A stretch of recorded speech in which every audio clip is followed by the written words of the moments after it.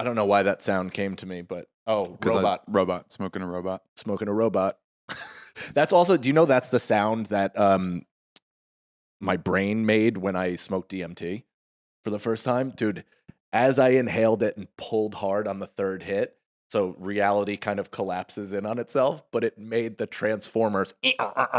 Really? And then I laid down and I felt a warm sensation in my pants and I assumed I had defecated and just, whatever. No, but that's like a normal thing is you can get sense feeling. Like my friend thought he was bleeding from his head. Oh, wow. Because it was just like How a warm. long did you feel like you were gone? 12 to 14 Earth minutes. But in terms of that's what I was really gone for. It felt like, it's kind of weird. It almost feels like parenting where it's both longer and shorter at the exact same time. Yeah, my friend who did, I want to say it was DMT, said that he spent 2 weeks with like a tribe and like learned their ways and then like came out and it was like, it'd been 10 minutes. Yeah. Yeah.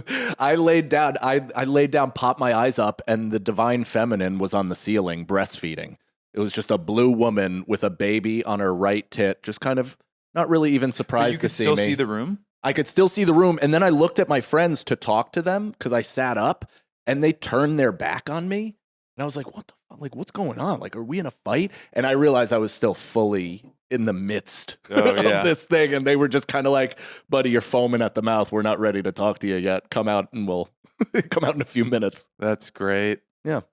Welcome to episode 1 of Beautiful Boys, everybody. I'm one of your hosts, Mike Cannon. Are we recording? We are now. Oh, wow. Hey, everybody. Welcome to Beautiful Boys. I'm the other host, Andy Haynes. And this is our 4th attempt. I was just about to say this is number 4 of our tries.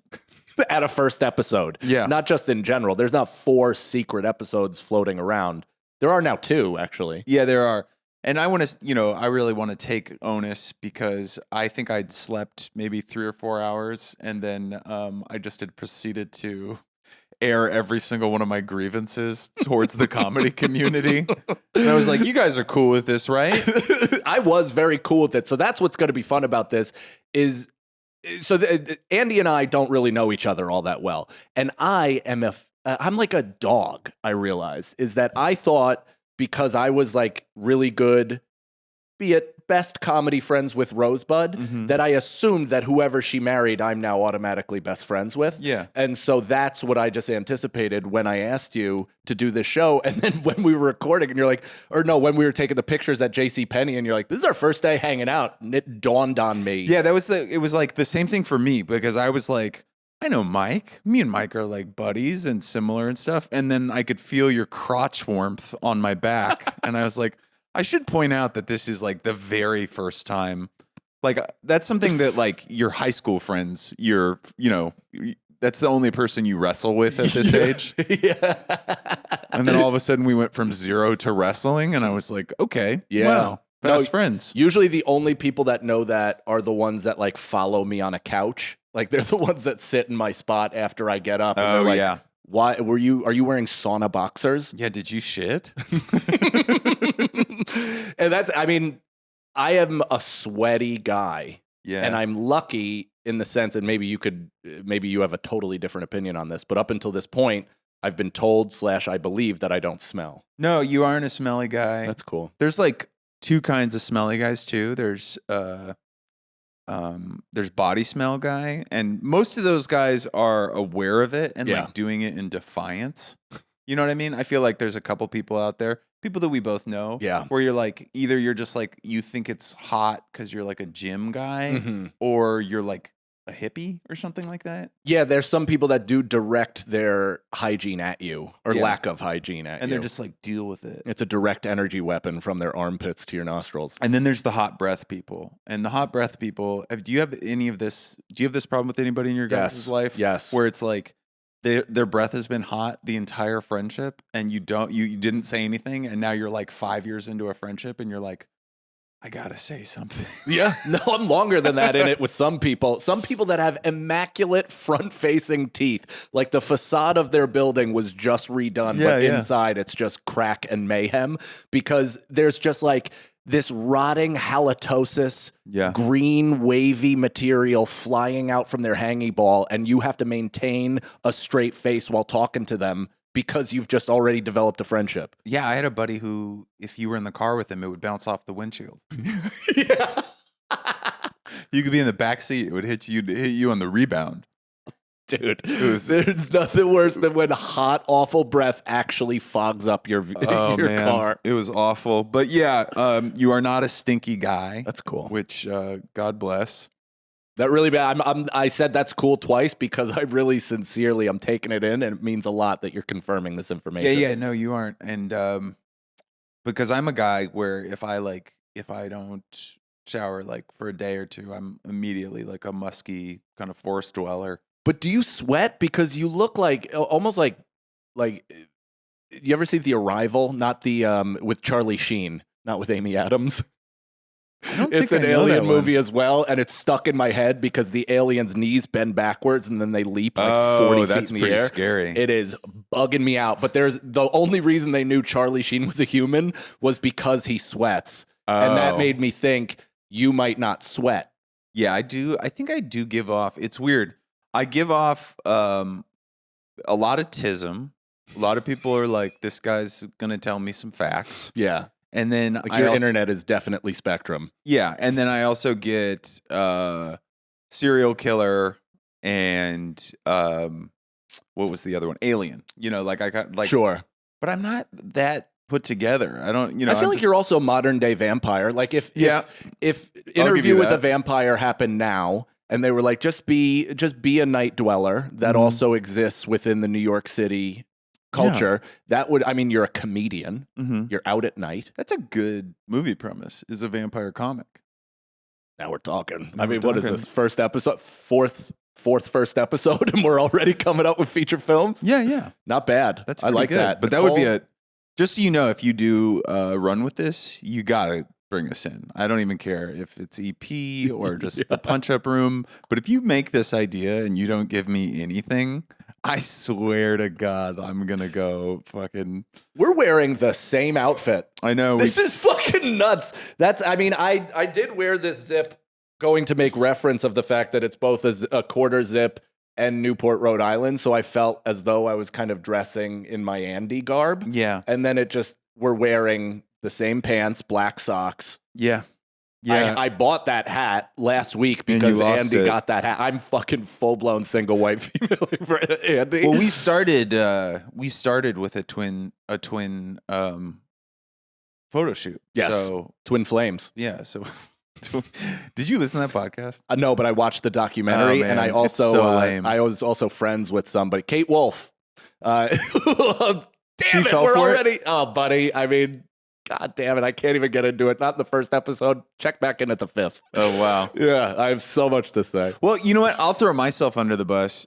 Not that I'm going to start talking shit, Nicole, but I do want to admit that this was very embarrassing because I'm prone to talking shit. Like I love a good shit talk, and I don't fancy myself like a negative person. I'm not like a hater. Yeah, but I do love a good like that guy sucks. Yo, you know? Yes. And I had no reason to do this. I told you about this already, but I had no reason to do this at all. I was just like on one day, and this guy who's very famous for doing impressions posted a clip, and I just wrote. I quote tweeted him, and I just wrote, "I hope this guy gets aphasia." And currently popularized by Bruce Willis. Yeah, it's you forget how to talk. Yeah, not Fantasia. Yeah, not the animated classic that kids actually don't like. I sat my son in front. Have you watched it? Yeah, it's not. It's like half of a conductor doing like real instrument shit. My son is like, "What is this dog shit? Get Nobody this out of likes here." it. The brooms are like 8 seconds, and then there's like a weird like painted thing for like an hour. Yes. It's like an hour of like a painting running around a fucking white space. Yeah. It makes sense why guys like, high school or college kids on mushrooms in the 90s were like, this is my jam. Did you ever do I'll get back to my shit talking, but did you ever do the like thing where you like watch like Koyana Squatsy or any of those? No, I don't even know what word They're you just like said. there's like these documentaries that, because I was like a film nerd in college, but they're documentaries where it's literally like 8 minutes of like an Amazonian like rite of passage ritual, and then it'll go to like a dance recital in Thailand, and then it'll go to, but it's all done in like really beautiful visual, but there's no dialogue. It's just like flowing from like different parts of the earth. Mm-hmm. And I used to sit there and get like baked out of my mind, and I would just be like, this is the highest expression of human existence, you know, like, man, I wish our paths merged a little bit with psychedelics at least, because it's so different from what I put. Like my friend Andrew and I watched, actually Andy, Andie. Gross. Just spell I Real spell it gross. that way just to disrespect him. Oh, good. Okay. Yeah, it's not. That's not how that he checks spells out. it. Yeah. But him and we took mushrooms and then watched like all of the lights, that Rihanna and Kanye video, for like 4 hours in a row, and both like nearly broke out into epileptic seizures. See, we had to separate ourselves in the room because Rihanna was too hot. We were like getting hard next to each other. It was the worst, dude. I definitely never did TV. Like I was like purely like TV, phones, all that gone when I did I was in nature, or I was like on a carpet. Same. You know? Same. I only did that. Well, I've done it twice out of necessity. One, because we took mushrooms and then it started thunderstorming outside. Yeah. So we were like, wow, that was such a change to the evening, and we stayed in. And then the other one was when I took mushrooms in a casino with Sagalo, and we watched Titanic. That's pretty fun. The casino kind of makes a little more sense just because you're like, it's so stimulating. Yeah, but when like, you're at the same casino 4 years in a row, and every time you do mushrooms, and on the fourth time you're like, am I just watching a rerun of my old trip? Oh, you were in AC. I was in, actually, I say I'm in Pennsylvania because I still go back to the same one in Connecticut. It was Mohegan Sun. Oh, okay. It was comics. Yeah. And it's a great casino. It was fun, like clean, nice. I mean, granted, there are absolute slovenly mutants just dragging their boneless bodies around. But outside of that, there's no immediate threat. Like it's not like going to Atlantic City where every fourth person is like Mark Wahlberg's brother from the beginning of The Sixth Sense. Yeah. And it's just a guy in underwear with ribs showing, just being like, why can't you take care of me? And you're like, God, I got to get out of here. No, the AC is like, I think one of the most depressing places on earth. Anyways, I say this thing about, I hope you have aphasia. You know, I'm just like, or I hope this guy gets aphasia. Nobody likes it. Nobody, because everybody like is always talking shit about this guy. And then nobody comes to my rescue. It was my bad because I did it on Threads. You know, it's like, oh yeah. I mean, you may have, what am I doing? You may have shouted it into a bag. Yeah, I shouted it into a fan, and so nobody likes it. And then on top of that, he immediately responds like, LOL, what's up, man? Or something like that. Or like, what's good kind of thing. And then DMs me like, and when he DMs me, it shows that he'd been very gracious to me in the past. Like 4 years ago, 5 years ago, he'd like written me things that were like, hey, big fan. I'm doing this thing if you want to be involved. Very nice. I'd been nice. That was the ticket to stardom for you too. And I just had not talked to him since then, and totally had forgotten that we'd had these interactions, and just had been a mean guy. And that's, you know, it's like, I can't own it. That's the problem. I can own it. Some of the people we talked shit about the last time, I'm dying to crack open. Yeah.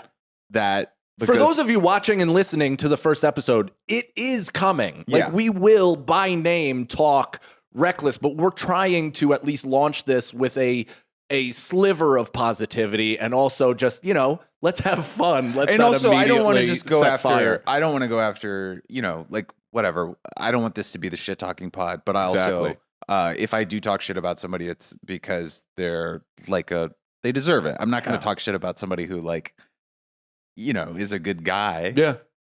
Anyways. That's, I mean, cut to whenever we say anybody's name and it's just confirmed that we think they're a piece of shit. Dude, that's so funny. You know, usually we roast the ones we love. It's all in good jest. Nicole, how many minutes in are we? Not enough, but maybe we can have like a freebie. You think that was too early to bring up that story? No, it's fine. To cut the whole episode? No. I think we can have we should establish at least at the beginning until it's like balls to the wall shit talking. Maybe you get like a freebie all right, this is our allotted time. But I wasn't even talking One shit. That was person. me admitting my. We're just Your admitting wrongs. to shit. yeah, I was talking. admitting my wrongs. We're circling Well, the you drain. seem paranoid. You asked me about the time, so. well, no, because I wasn't sure if it was like if I'd like spoiled our pilot. No, not at all. I Okay. think this is It's great. not This spoiled. is exactly what I had in mind. And the only reason that I got weird about the first two attempts or first couple attempts. Well, those were like scorched earth. Totally. Those were like if we would have entered with that, we would have essentially been the like what's that like? We would have been pulling from the same audience as Kevin Brennan, which Yeah. I love. I love is a strong word. I like Kevin Brennan. I think I don't know what he's up to these days. So, don't inform me. I don't care. But when I used to do his show, it was fun because with reckless abandon, he'd say people's names, talk shit, get crazy. But it's also like then the audience expects that and you start to develop just a poisonous pool of people that if you don't feed them hate, they then turn on you. So we're trying to create a pool of love. You know what? Actually, I do have a funny. I want to talk shit about him later. I'll talk shit about him in the second episode. But Stay tuned. I just remembered something because it's not even a comic. It's a comedy adjacent person that's on all comedy. Yeah, man. I talk shit because I think it's fun and I think it's also like it's a reaction. It's like, oh, this is like. It's like smoking a cigarette or something like that. It's like, oh, we're like doing the bad thing, like I'm in trouble. Cool. Yeah. There's definitely, it's fun. And plus, like we said, we barely know each other and our commonality, the main thing that we have in common is comedy. Is there anything that's more bonding than hating the same person? No, too? it's why I'm married to the same person for a long time. Like it's why we work because we have such like socially, professionally, just abstractly, we hate all of the same people and we get together at the end of the day to just kind of like bears on a tree. We just itch our hate backs on each other. Is there anything worse than when it's not necessarily your partner, but Rosebud does this all the time to me where I'll be like, doesn't this person suck? And she'll go like, you know what? I'm trying actually not to be negative now. And I'm like, I'll fucking kill you, dude. Are you kidding me? We were talking about this before you got here. We literally talked about this exact thing. You're going to be a better person than me today? How dare you pick today of all days to evolve? Fuck this. Oh, you're trying to bring light into the world? That's not me. I'm trying to bring darkness. What was I saying that about? That very relatable content that you and Nicole are like disagreeing about firing your cleaning lady. Oh, that's right. And you wanted to kick her out on the street because she was late because of her kids or something like that. It was, all right, now that you put the relatable part to it. I'm not, it's not a crazy. Hold on. No. I have actually a fun cleaning lady story. She's more than a cleaning lady. She's You did say family. I thought, well, this is my problem, right? Is that Andy, the husband of one of my friends, I assume he's my best friend. This woman comes into my house. We leave the door unlocked. She cleans it. She holds my fucking baby. And I just assume she's here for the rest of our lives. Yeah. And then Nicole be like, she is not doing a good job. Like, I think we got to look into getting somebody else. My mom actually hired somebody and they're great and blah, blah, blah. And then today I said to her, I was like, I don't like the cable guy window that she gives us for her arrival. Where I was like, if you tell us 10 a.m., please show up at 10 a.m., not at 11. And Nicole's like, give her a break. Her kids are off from school. It's a snow day. And I'm like, I'm going to put a Beretta to the side of your head. That does... I don't apologize because the next thing I'm about to say is that I read this article about how there's this like plague of men in the Midwest who are fighting with their wives, and then to win the fight, they will walk outside and shoot themselves in the head. That just happened to a guy he got out of his car, right? Yeah. Yeah, he just literally killed himself in front of his chick and he grabbed the gun from the glove box and ran, and the woman rolled down her window and was like, come on, you won't. You won't. And he shot once, missed himself. Missed himself. I mean, how unathletic do you have to be? How What- limp-wristed and what a beta of a commitment, man. though. There's nothing that proves that you should off yourself more than missing yourself on the first attempt. That is, I mean, reload and go back for certain. But yeah, then she heard the second one and he just fucking slumped. but I honestly, I'm still wrapping my head around how you miss shooting yourself. But He probably did it while running. And Oh just didn't yeah, have- he's doing that. Dude, the amount of times that I've watched myself in the mirror as a kid, just like, like with the whole quivering lip. And I actually, when I was a kid, I did this to see what it would look like. And you never did that? Yeah. Oh no, I did it. I probably did it with a real Nicole, gun. just her face. But I'll tell you this. Oh, Nicole C. Lyons is the producer, by the way. Yeah. Let's make that well known. If you ever see us looking to stage right and not getting anything confirming what we're saying, that's Nicole. That's Nicole giving us nothing back. No, well, I've never related more to anything other than the guy being like, oh, you think I'm a pussy? That I think, but also you just making that joke, the way that things have worked out, like my last story, is that we're going to make that joke. We're going to put that out about me making fun of the guy running while trying to kill himself. And then somebody's going to chime in and be like, I've been a big fan for a long time. That story you just told is about my brother-in-law. And I'll be like, fuck, man. Are you kidding me? Can I do one bad thing and not get in trouble? I just bought the whole balcony to your special taping. And now I'm going to refund those tickets.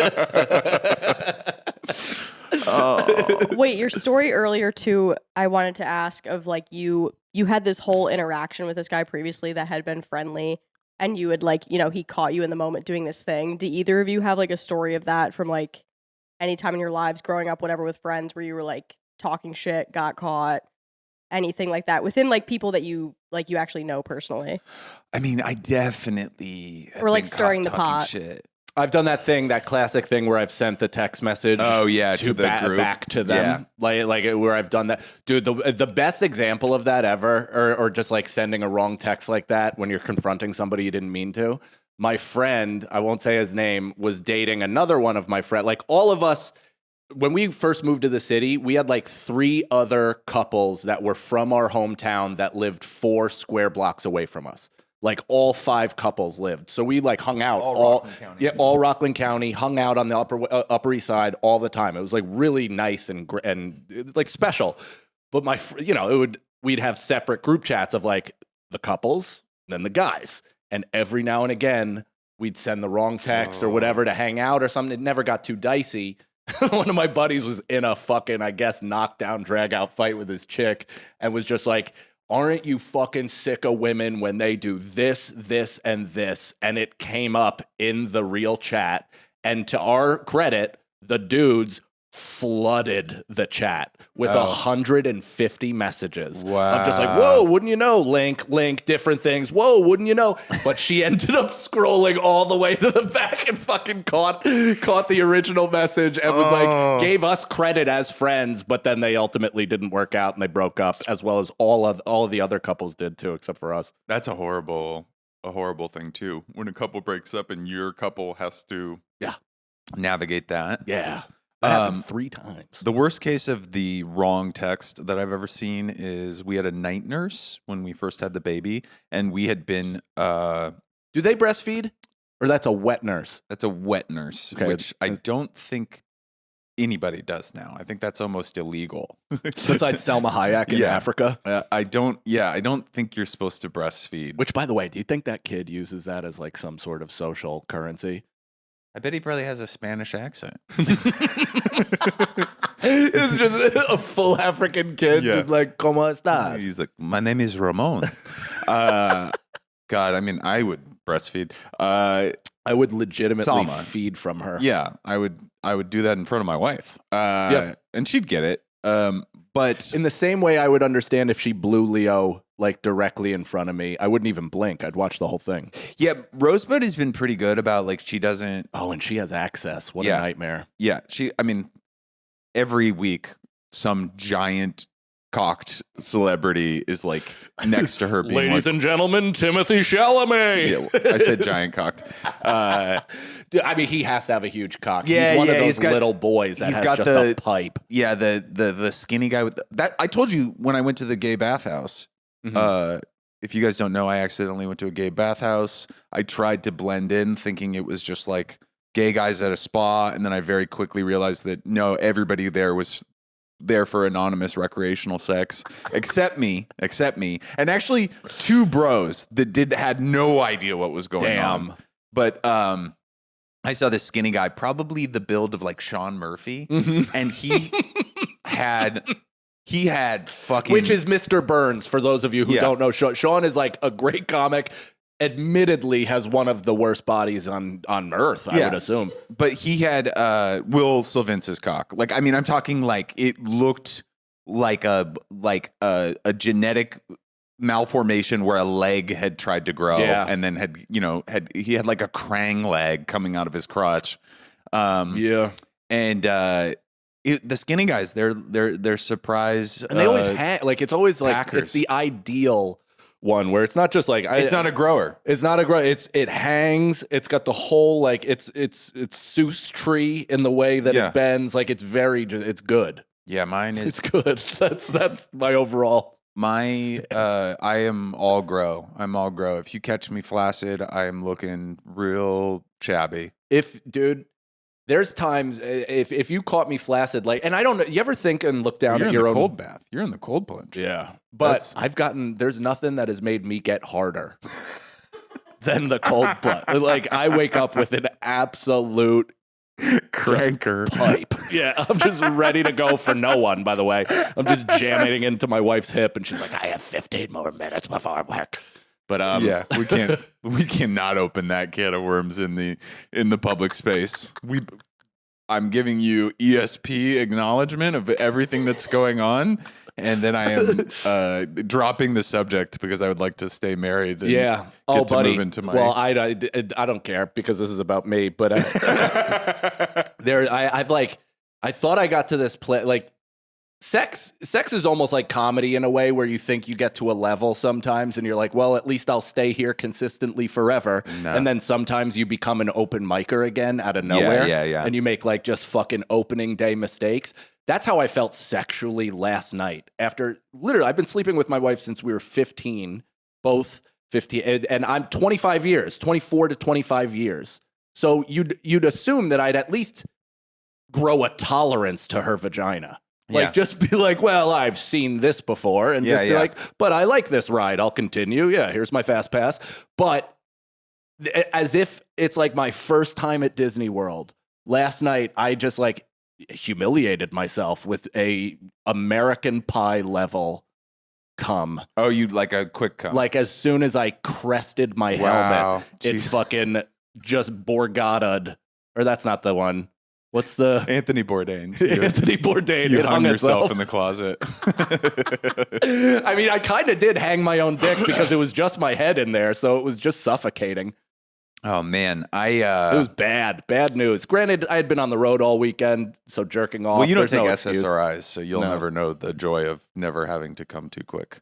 It takes you for evs. Not for evs anymore, but definitely like there's no accidentals. That's for sure. There's no like, oops. It's a concentrated effort. No shit. Yeah. Should I take SSRIs? Not if you're not depressed. I am. Oh, then yeah. As a matter of fact, I am. I fucking love them. I just got on Prozac, and that shit is rock and roll. Can I ask you something? I've been wanting to say choice for a while. It is choice. It's the best I've ever taken, and I've only taken one other one for 10 years, but this has been kind of the best 6 months of my life. But I got off of it for a year and I was like an absolute nightmare. So really? Yeah. I was like constantly like almost shooting up an army base. No, it was just more like I would just see something and I'd be like, why have they deemed me invaluable? Like I would literally like I would say that shit to myself all the time. Like I would just be like, why have they decided I'm not worthy of this? Is that so? I have the exact same thing, which I'm trying to decide, is that depression or is that narcissism or is it both? It's both, but it's also trauma because it's Okay. the way, like, it's like the way that your childhood framed your relationship to self, relationship to the outside world, especially like with a value-based system, Yes. instead of just like, I exist in this world, therefore I am. You constantly create hierarchies of like, oh, I'm like valuable because I have this, this, and this, or they wanted this, this, and this from me, or our relationship is transactional like this. Like the healthiest way to be is, right, like I exist, I love you, you love me, that's it, right? Sure. I am a human, so I have flaws, I make mistakes, we work through them. If for whatever reason we couldn't work through them, we would make another decision. But it would never be like, because I'm doing such and such with my career, I'm worthy of love and happiness. So nothing is conditional. It's all unconditional acceptance of your situation. That would be almost nobody's like this, but Okay. that is how that makes me feel better that you said that, because I was like, how does one get to that? Like, what SSRI do I have to take? The Native American in before the Europe got there, maybe, maybe, Yeah. like that is maybe the first indigenous people, maybe, who have not been contacted by capitalism. Do you ever think back to your childhood and remember like how I think I've told Nicole this, but when I would go through my childhood and just walk a place or do something boring, I'd be like, well, at least whoever's watching this later gets to fast forward through this part.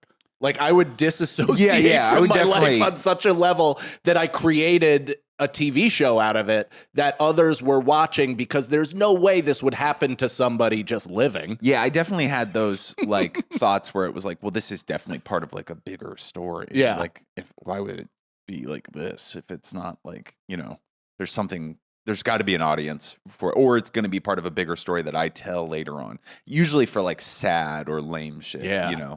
I pictured a lot of my stories like I was going to be on the couch in the Tonight Show. Oh, yeah, being like, well, this happened, and now look at me. Yeah. Like that was my whole anticipation what my adult career was going to be. Podcasting really teaches you how you tell stories and stuff. Because like, I always thought I was a pretty charismatic, great story guy. And then I realized I have so many stories that are just like, and then that happened, and everybody's like, cool, like, and for the longest time, I thought I was, fucking, Jack Kerouac on the couch at the Playboy House late show, where everybody's like, wow, this is an epic tale of, whatever art and man combining or something like that. And it's just like, no, this lame thing happened to me that happens to a lot of people. And, Can I tell you exactly? So I had a breakthrough this weekend realizing like that coming from sports to comedy is in the way that I played sports and in the seriousness that I took it and myself is similar to a rapper transitioning to comedy, because I had no like self-awareness or even like I did a little bit. You were white chocolate though, and you didn't really know. But I had a lot of that competitive kind of like confidence and cover up of any type of insecurity. So, I mean, up until it might have, people say like, you just told a story where you just won last week on radio or whatever. But like, I used to think I was being self-effacing, but still telling stories that were like, ultimately I'm the victor. Self-aggrandizing. Yeah, exactly. And it took me so long to realize it's because I diagnosed T.I. as like, how could you possibly do comedy when you've never even written a funny bar? Yeah. Like Ludacris would make sense because he's a funny, charismatic guy. Eminem, even like he could be a droning one-liner because he's at least a good writer and funny. But T.I. has never written anything moderately humorous. So the idea that he would then transition to be like, man, my cock's so big, sometimes my wife, goes unconscious from I've never sex. seen the act, but that's a comic I feel comfortable talking shit about, even though he was at the Comedy Store and he was very, very complimentary of my I bet set. he's a nice guy. He was very nice and very complimentary.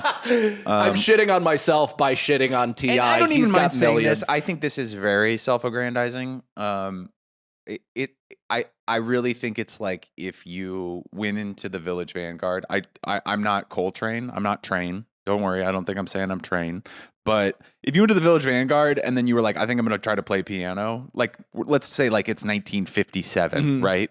And you like walk in there and you can play piano, and then like to expect you to like get the same reaction as the jazz greats. Like that's what I think all these people that just like step into comedy because it's like their agent was like, you probably make some more money, you know? Totally. Like, that's and what then it T.I. feels was like, there's no money in stand-up. I'm quitting. There's the most money that there's ever been. It's like, dude, there are in people stand-up. making hundreds of millions of dollars right now. There's no money for you. We have friends that are the most derelict, unmotivated, irresponsible, just bad people who are making like generational wealth. Generational wealth because of comedy. But still complaining about their career to us. Yeah, Jesus which Christ. is fun. I love that. Yeah. Let's I would like to talk about Valentine's Day.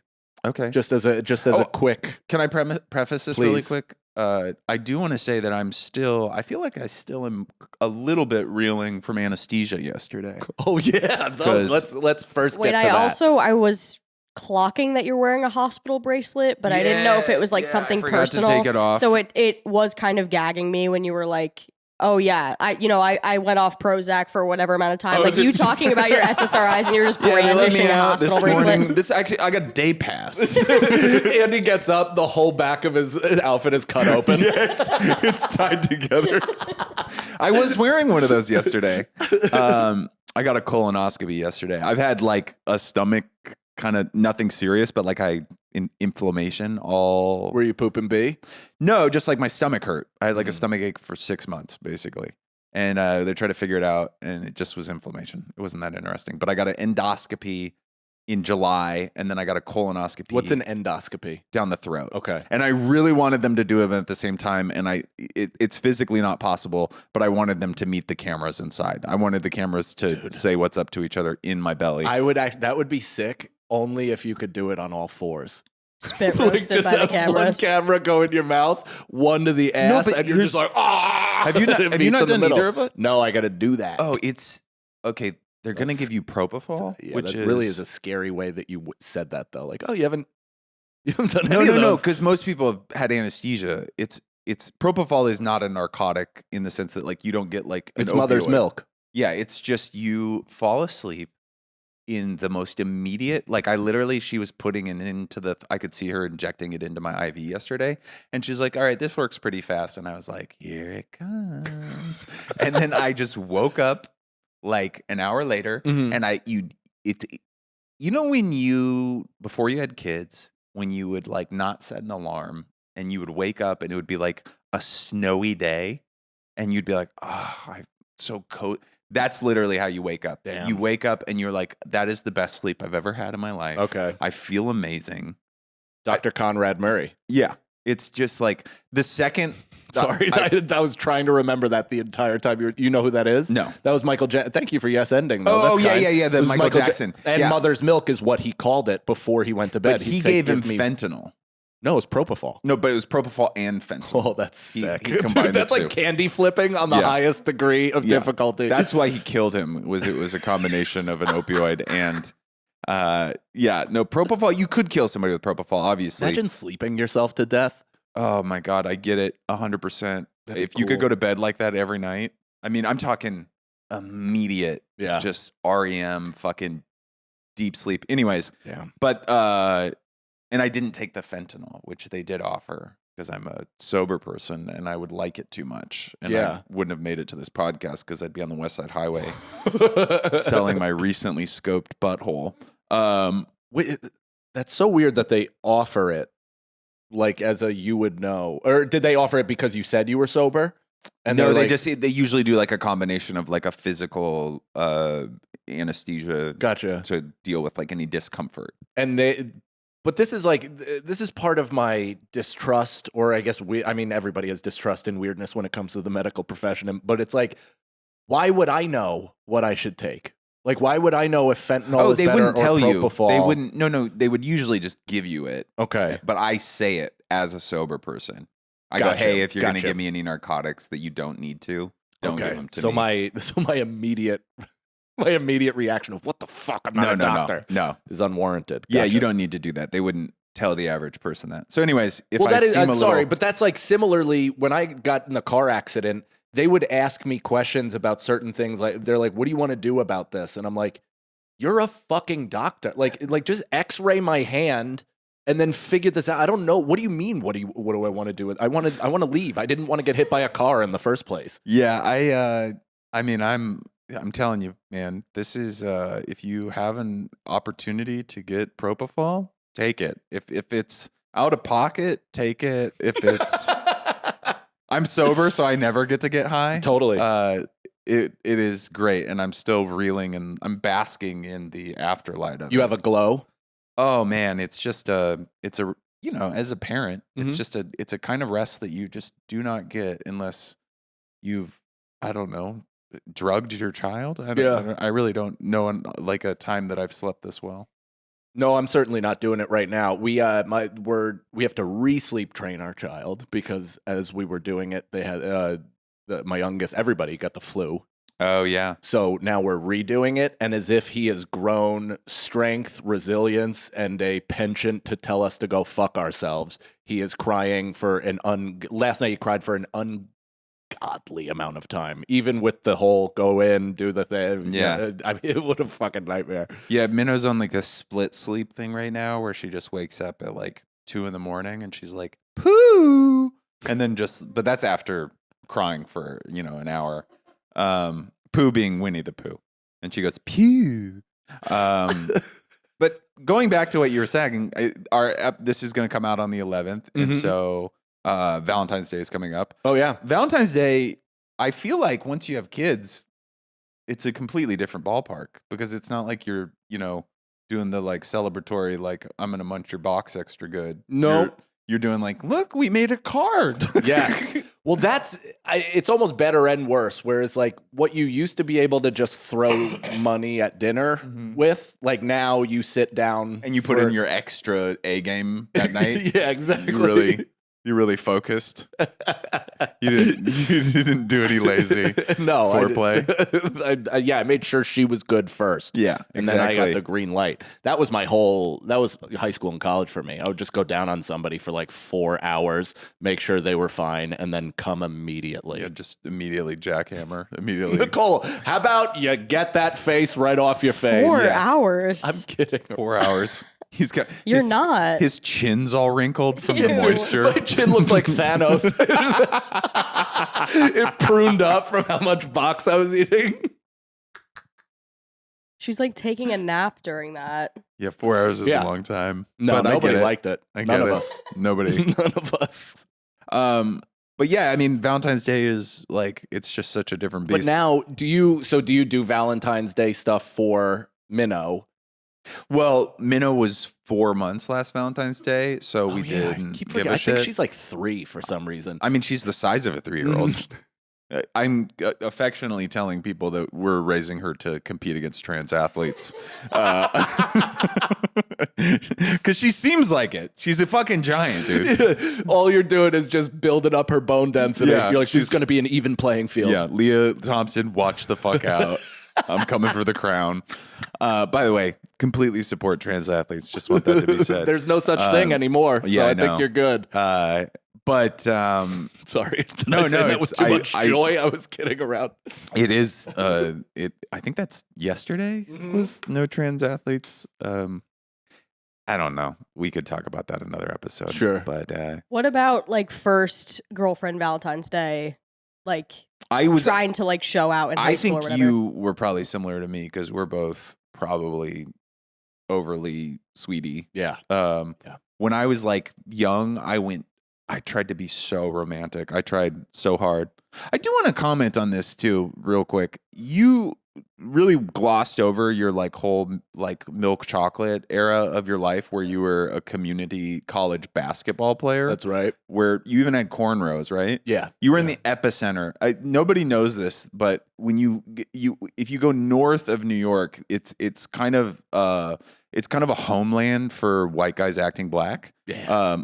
All the way from Albany to Rockland County, and even with white guys acting black with a small chance of Confederate flag on their pole. Oh yeah, like that's the thing I wanted to bring up really quick is it's like a lot of those guys have transitioned to Trumpers, right? Yeah, I think so. Yeah, that's such a crazy thing. I mean, I don't know. I don't really. I actually just realized the other day that I have such little contact with the dudes that I played basketball with in college. Yeah, because my parents were getting a divorce while I was in community college, living at home, commuting to school, but I would bring my teammates home because they didn't have real home. Like they were. I would love to hear Mike's inner monologue trying to be like 8 Mile about his parents' middle class divorce.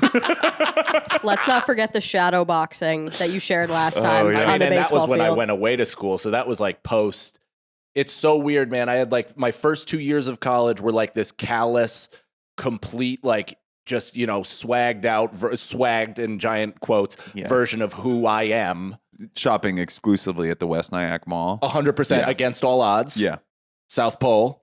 How you doing? How you doing? Got immediately made fun of for wearing that because course. I didn't even have the know-how that wasn't cool. Of course. No, it's So, all right. wore Pele jeans with the patches, white on white Air Force Ones. I had a tape up, a lineup. It was Did you bad have shit. Did you have the all over print like The Coogee? no, the jacket with like all the like NBA patches or something like that? Like, Yeah. I mean, I had to get rid of all of my college team wear Yeah. because it's all 3X. Yeah. Like it's what Sagalo wears on stage. It's insane, dude. I look like an Asian kid with light sticks in my hand, ready to get crazy. See, I had that impulse for a long time, but I had the grace of being in a predominantly black high school where your card got pulled very quickly. Yeah. So it was like I tried it, and then they were like, "Are you really about this?" Yeah. And I was like, "Actually, I'm not. I will go to a Dave Matthews concert." So this is the weirdest part about me is that my attachment to the culture has always been there, but like because I played AAU, that's why I almost think it should be mandatory that all kids play sports because just the intermingling of cultures was beneficial to just get to know different types of people.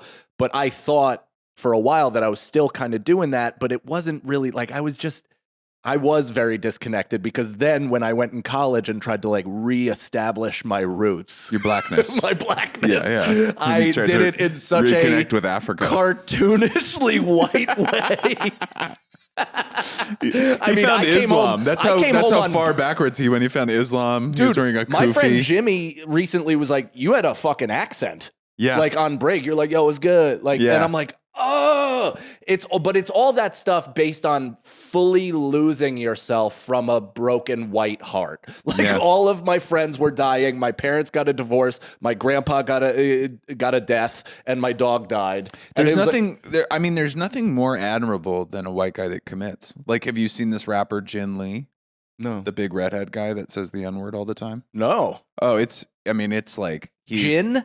Gin and then the Lee. His name Nice. is Ginn Lee.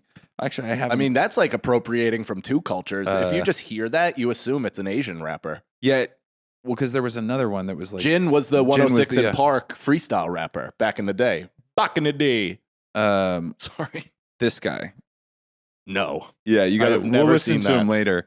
But Why do we have the same sad eyes? Yeah, because he's probably from Rockland. He drank the same non-fluoridated water. Yeah, We're the only county in New York State that doesn't fluoridate their water. Well, it's pretty soon. It's going to be no counties. So buckle up if you're in the dental field. But anyways, I have such an affinity for the white guys that committed and like kept it real. Like kept the black scent, kept the patois. Kept Totally. And Well actually, into professionalism, you mean? and even like in adulthood, Yes. retained it to some extent where they kind of they got the pass as well Totally. because they kept it up so long. Totally. Oh, I have friends that still have like the AJ from Backstreet Boys like line up to pin straight wow. like thing with the gauge earrings and like they just work it forever. Oh shit. Bleep that. Well, your to save you, your journey with this started very young with your reincarnation story of what Oh yeah. Did I not tell you? Do you not know that? No. This is great. So that's what's going to be great about this podcast is it's just going to give me an opportunity to retell all my stories. So sorry to those who have heard them, but you're welcome to those who haven't. You were reincarnated? So when I was a kid, I guess like I'm seeing it in my son because like my son asks so many questions and is so connected and really wants to know all information about everything that's going on. I can see why adults gave up on me. You know what I mean? You're like, oh, I must have annoyed everybody I was around, and all of them were like, get this kid the fuck out of here. I definitely had some of that, but keep going. So I'm not annoyed by it whatsoever. I'm super into it. I answer every one of his questions and then also attach lecture lessons to it that he gets annoyed by. Yeah. But either way, I guess I was asking so many questions about religion. I got kicked out of my CCD class for drawing dicks. That's a Catholic thing? Yeah. It was like, so I got my confirmation, and then you go to, what is the 7th grade thing? Confirmation is the 2nd grade where you get the piece of Jesus. Affirmation? No, that's communion. Confirmation is when you're like 16. That's right. So I did communion. I got the bread and shit like that. But then right after I got that, they're like, you guys have to find a new church. Your son is untenable to God. Yeah, because I was asking too many questions. I was literally doing that. I was being rowdy, asking questions, and drawing cocks on the Jesus. Like I'm fucking Jonah Hill and Superbad. And so what were we talking about? Oh, so whatever. So I asked so many questions religiously that I got kicked out. My mother went to Catholic school, all that stuff. She reached the end of her rope. So she bought me, to her credit, all of these like different, like Buddhism for dummies, all this stuff, certain, reincarnation. That's really progressive. Impressive. And like, very like, hey, like, let's discuss this stuff. And we did have normal, like, repeating conversations about it. And at the exact same time, I think in like 4th grade, we learned about the civil rights movement in school for the first time. It was like, this is great. I'm so excited for this because I definitely relate. So keep going. Mrs. Ross, my 4th grade teacher, who was such a sweetheart, was like really trying her best to like, at that point, you have no idea that anything nightmarish has ever happened. Yeah. And then they're like, by the way, you see the kid sitting next to you? If this was 100 years ago, it'd be a different story. Yeah. And you're like, Jesus Christ. So I reacted very emotionally to civil, of course, to the whole thing, not just them getting their rights back, but no, to the whole thing. I reacted like really, like I just took it to heart and I cried in school. And the teacher, I guess, called my mom and was like, "Hey, like your son took this very hard. You should have a conversation with him after school." And I went home and my mom tried to bring it up and was like, "Hey, so like what's going on?" I was like, I just realized that I'm Martin Luther King Jr. reincarnated. Wow. I had visions while I was learning about the civil rights movement of me leading the civil rights movement. That's healthy. And my mom, staring that down the barrel, had no idea whether to empower or extinguish her child. Yeah. Was just like, yeah, maybe. Like, sure. That's nice. My mom would have been like, that's not at all what happened, and you're wrong. My mom, one time I said to my mom, I want to be a genius. She said, well, you're not.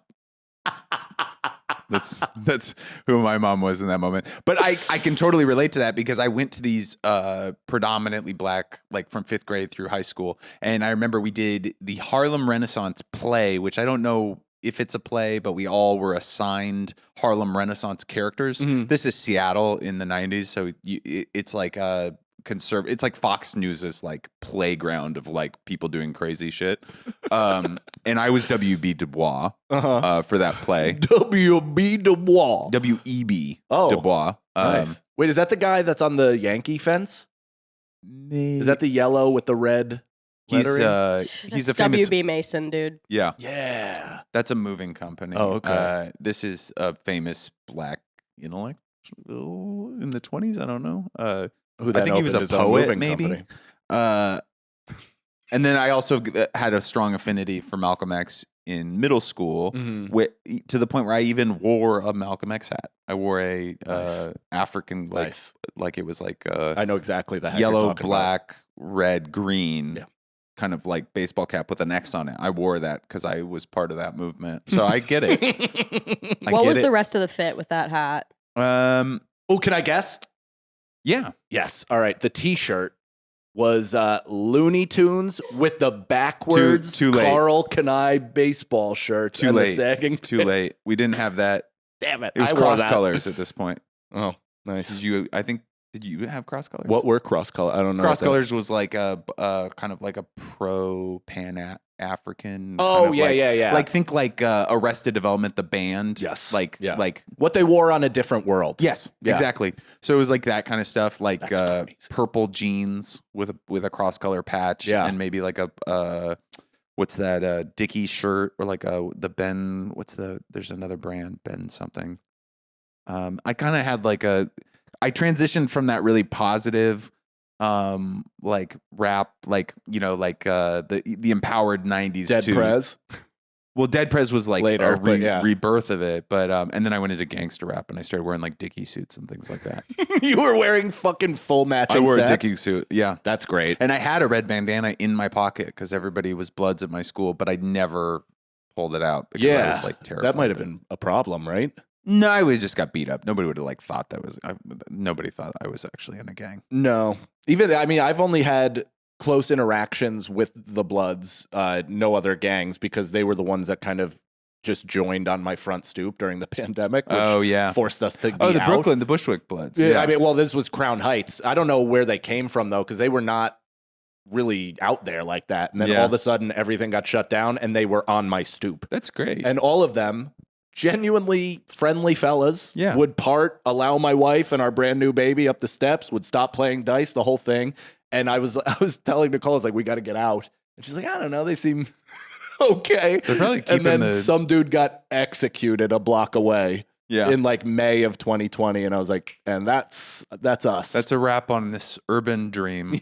It turns out I am not Martin Luther King. Yeah, I have a dream to leave all this behind. Yeah, we are going back to where people look like us.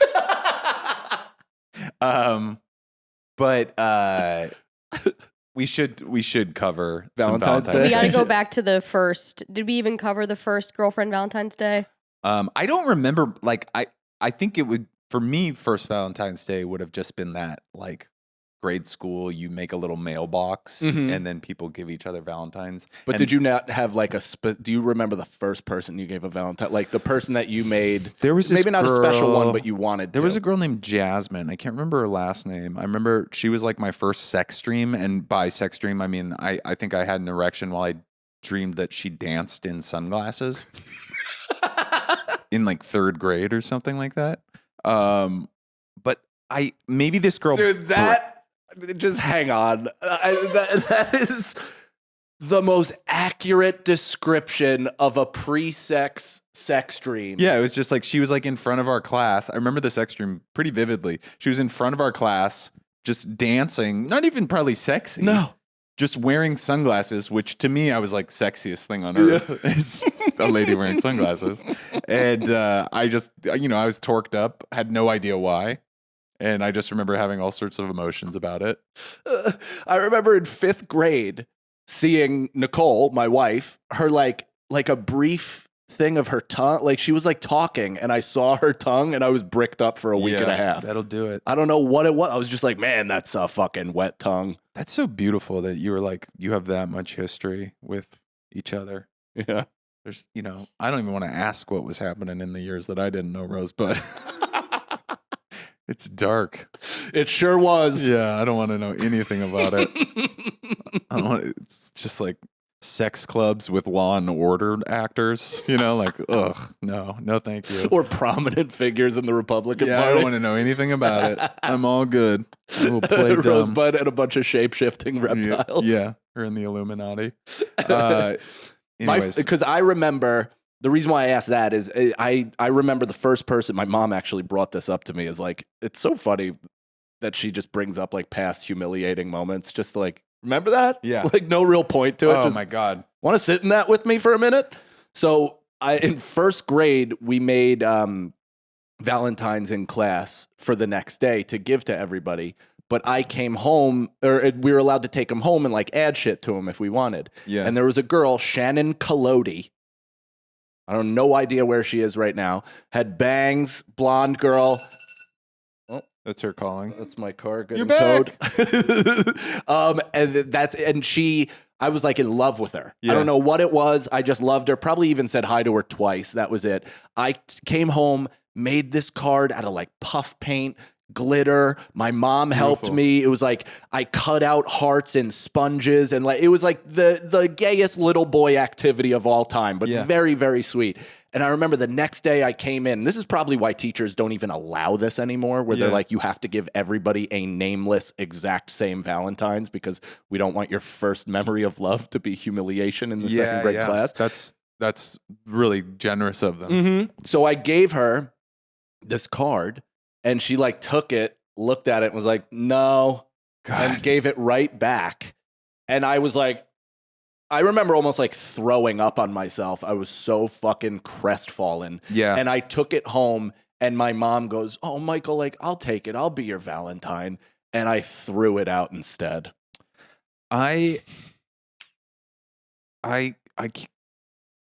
He's speechless. Yeah, I am. I'm trying to like. How old were you, by the way? First grade. That's so rough. That's a year later. That like so at this stage in my son's life, I was massaging my teacher's feet at every story time. We'll get into that. And then next year will be my first heartbreak, his first, who knows?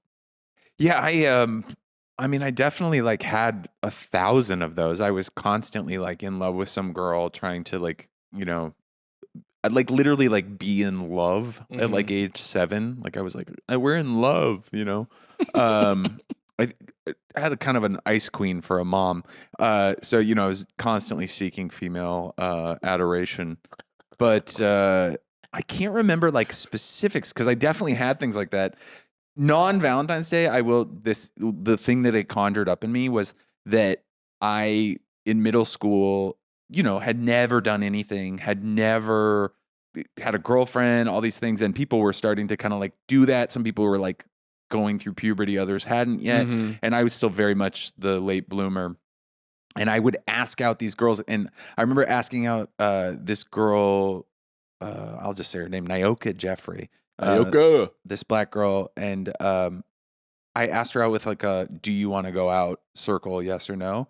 And she fully had like a 17-year-old boyfriend, you know, like she was like getting picked up in a car. Yeah, bucket seats. You know, and I was like, do you want to go get a milkshake with me if my mom says we can go? And she was like, what are you talking about, dude? I'm in a relationship with a homeowner. But I had a lot of those. I had a lot of like, I remember I got dumped by this girl. I worked at this haunted house in middle school. Like for the month of October, it was like, you would like, all these kids would like build this haunted house. They're like, Andy, just stand there with your eyes wide open. Yeah, that's basically.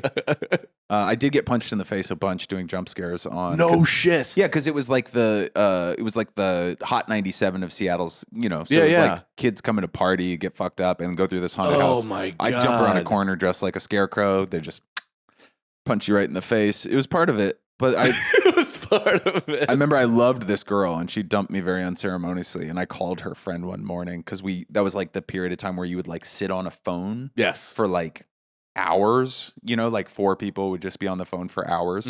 And I remember calling her friend and being like, "Do you believe in destiny?" She was like, "Yeah," and I was like, "Good," something like that.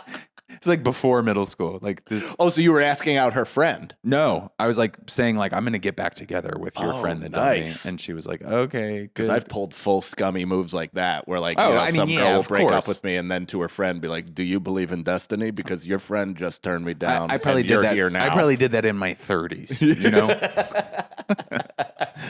You don't always think with your brain. My go-to gift in middle school, I had like 3 separate Valentines, I think, or maybe 2, 6th, 7th, 8th grade. I think I had one Jamie. 7th grade was my wife, Nicole. 8th grade is a toss-up whether it was Nicole or somebody else. Yeah. But my go-to gifts in that time frame was chocolate with the teddy bear attached, and then buy a $12 necklace from Claire's and put it around the teddy bear's neck. Whoa. And hand the whole package off. I mean, you were like a full-on Guido. Like this is. Is that what that is? I mean, it's just it was not a speed I had. We were not. You had to get to the mall. I was in full pussy getting mode. Yeah, you were like 10, and it didn't. You were in like Old Spice already, like. But nothing came to fruition. Like I mean, you don't later, do anything with it. Yeah. But I it did later. I got laid. I don't think I ever. I can't remember any of, it was just like roses or something like that. What about asking people to prom or like dances? Yeah, I mean, I never did a real like orchestrated one. Well, because you're saying when you were little, you were like, I'm in love. I'm like trying to be in love. So you that's like I think what it I'm was asking just about love is like bombing. I think it was love bombing. Mhm. I think that's all I did. I think that's also that's trauma for sure. It's like because I was the exact same way as I'm in the same way that I thought you were my best friend. I would just bought his exact outfit. You bought an exact outfit, the hat. Did I talk about the hat already? You did. You did. You Okay, said you lost already it said it, lost it. I mean, we're probably wearing matching undies, but it's the same. I had just assumed that the moment we were dating, we'd be together forever, and this Yeah. was it. I had a lot of that. I mean, I definitely would have a girlfriend in college and be like, we should just have a kid. I mean, let's just get started early. I do think though that like since we probably have a lot of parents that are going to be listening to this, like what is the appropriate? Because I'm kind of like at a loss on this. I don't know what to do for Valentine's Day anymore. It's like I always buy like a nice, like a spa day or like there's like the thing that you do on the day, the flowers, the breakfast, the chocolate, and then there's the gift. Yeah. See, mine has just become the day. Because it is Valentine's Day, our dating anniversary is also February 3rd when the Giants beat the Patriots to destroy perfection. But so it's like right close there. And we used to celebrate that too. And now it's kind of merged into this thing where it's just kind of like a February, treat each other nicely. And then on Valentine's Day, we'll definitely go out. We celebrate as a family now. So it's not even just like not really. I mean, they're young. So the thing that I have trouble realizing is that it's not going to be like this forever. Yeah. Like we're not going to have little kids forever, which is both like it makes you feel better and also worse at the exact same time because I love the current state of our family. I know. But like eventually we're going to have our nights, our Valentine's night. So it's not going to be this whole family celebration together. And while we have the kids wanting to be with us and wanting to be with our love, I want them to be a part of it. As opposed to being like, hey, this is the one night I get to fuck your mother. So what are your nana's gonna watch them tonight, and I'm gonna poke her till I stop. Oh man, that's it's not it's like a sweet thing now. It's like you're all going out, and mom gets a little extra chocolate cake or something like that. Notice how it never goes back towards us though. Nobody never once. No, it's a love holiday, but. No presents for dad. No, I did ask for a blowjob and nothing else, and that was laughed at. Yeah, like just a in a vacuum blowy. That would have been sick. If I got a blowjob, it would be because Rosebud hired somebody. I'd get a knock on the door and be like, "Why is there a sex worker here?" She's like, "You wanted a blowjob." I'm busy. I got shit to do. I'm not doing that. I mean, I'm just excited. I do feel really great now about this show. Yeah. About this There was a podcast. panic, I think, in last week where it was like, what are we actually talking about? I mean, it wasn't I would anything. hate to see the text messages you guys sent back. Oh, there was not. It was all self-hating. Oh, there's okay. nothing. I've never. This is not true. I almost said something just so patently untrue and easily proven. I almost said I never have blamed anyone for anything. No, but I'm just like it was me. I feel like we got so excited. Like all this. It had nothing to do with like anything. It reeked back to all uncertainty about myself and, because I'm a narcissist. So it just completely reflected back to myself. I was like, well, actually, this would be, I wanted to bring this up and this would be a good place to end, which is that I've always been insecure about my podcasting abilities because I am a person that tends to go earnest. It's like my default. Same. Like I love joking. I love doing it, but I like I think for some reason me being earnest is like this sneak peek that people get, which they don't want that from me. Yeah. I'm not Jonathan Franzen. We should have named this Ernest Does Podcasting. Or the importance of being unearnest. So I am insecure about it. And I posted a couple clips that were like strongly liberally viewpoint. Sure. And I've been engaging the comments and sometimes dunking, getting the 5 to 20,000 likes on the comment. Nice. Yeah, feeling like a real golden god up here. And this one guy commented, and I was like, whatever, loser. And he was like, oh shit, you replied? Like, what a loser. And I was like, oh, fuck. And so I was like, here I come. And so then I looked at his page and I was like, oh no, the Christian radio, the fat Christian, I even went after his weight. Fat Christian radio guy went after me and he goes, dude, that is so sad. You looked at my page, and then he hits me with a, you're the only person that's ever made Soder's podcast unfunny, and absolutely bodied me. I mean, it was like I was just like, fuck, because that was the thing that I'd thought about already. I was like, I'm so unfunny on this, because honestly, it's hard to like be there. Like Soder's such a fucking like, he's so good, Yeah. that it was like I'm just like barely like keeping up with the story. And this guy just like, he pulled out it literally, I mean, it was like the equivalent of like if you were talking shit to somebody at a party and then they were like, do you remember in high school when you did this thing? I was there and I actually saw how lame it was. Like, you know, it was like 100%. like, he just grabbed it out of thin air, and I was like, fuck. Yep. So I feel you on that. I'm excited to see where this goes, and I'm excited to get to know you. yeah, I feel optimistic since I'm actually here for this. I'm not just talking shit about insert names of comics. And we will be inserting names. Yeah. Just let me know what you're wearing next episode. All right, a We'll blue see you next sweatshirt. week. Bye.